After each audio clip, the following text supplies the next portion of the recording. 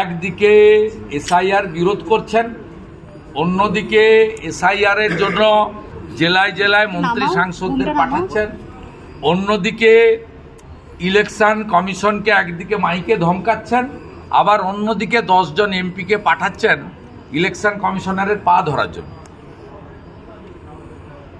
অতএব এদের একই অঙ্গে বহুরূপ, এই যাত্রা পার্টি ছাড়া সম্ভব। পেন্ট টেন্ট মেখে যেমন যাত্রা করে, তাই এসআইআর হোনে নেই দুঙ্গা, পুরা লড়াই হোগা। আপনাদের মনে নেই? তারপর উনার ছোটটা বলেছিলেন না যে পশ্চিমবঙ্গে এসআইআর হবে না, তা 52,000 BLA2 দিয়েছেন কেন?